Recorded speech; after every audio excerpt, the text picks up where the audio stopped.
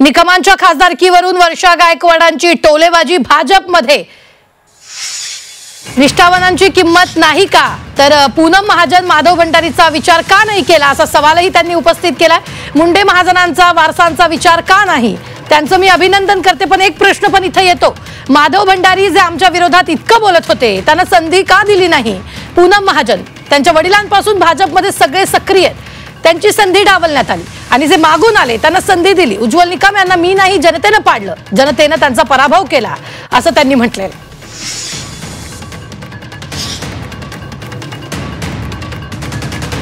निकमांच्या खासदारकीवरून वर्षा गायकवाडांनी टोलेबाजी केली आहे। भाजपमध्ये निष्ठावनांची किंमत नाही, पूनम महाजन जाधव भंडारींचा विचार का नाही केला गेला असाही सवाल त्यांनी उपस्थित केला। मुंडे महाजनांच्या वारसदारांचा विचार का नाही केला असाही सवाल त्यांनी उपस्थित केला।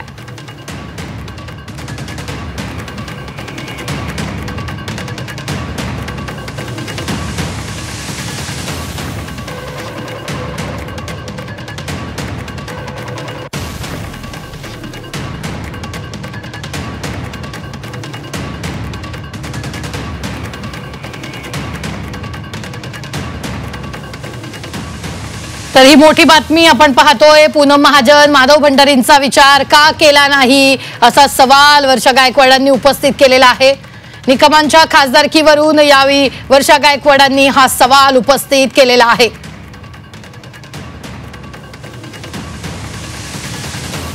विशेष सरकारी वकील उज्ज्वल निकम यांची राज्यसभेवर आज वर्णी लागली आणि त्यानंतर वर्षा गायकवाडांनी हा सवाल उपस्थित केलाय। मुंडे महाजनांच्या वारसदारांचा विचार का नाही केला असाही सवाल त्यांनी उपस्थित केला।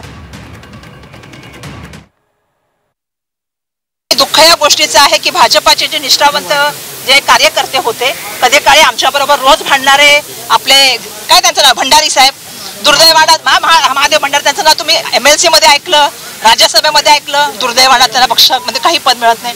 पक्षाशी निष्ठावान असलेल्या पूनम महाजन त्यांच्या वडिलांपासून प्रमोद महाजनापासून त्यांनी महाराष्ट्रामध्ये जसं म्हटलं पक्ष कोणी वाढवला भाजपा, तर मुंडे साहेब आणि महाजनांचं नाव निघतं, पण दुर्दैवाने त्यांचं तिकीट पण कापलं। आता त्यांना राज्यसभेमध्ये पण विचार त्यांचा केला गेला नाही। त्या मनाने मला सांगायला पाहिजे की ॲडव्होकेट उज्ज्वल निकम जी फार भाग्यवान आहेत, त्यांना लगेच खासदारकीचं तिकीट मिळालं, मग त्यांना स्पेशल प्रॉसिक्युटरचं पद मिळालं, पुढे जाऊन त्यांना आता पुन्हा राज्यसभेचं पद मिळालं। म्हणजे मला कळत नाही की भाजपामध्ये निष्ठावंत असलेल्या कार्यकर्त्यांना पद न देता अशा तऱ्हेने बाहेरून आलेल्या व्यक्तीला एवढी मोठी मोठी पदं देतात, पण ते ठीक आहे, त्यांचं अभिनंदन, ते नशीबवान आहे। आणि असं आहे की मी त्यांना पाडलं नाही, त्यांना जनतेने पाडलं, जनतेने त्या ठिकाणी करण्यात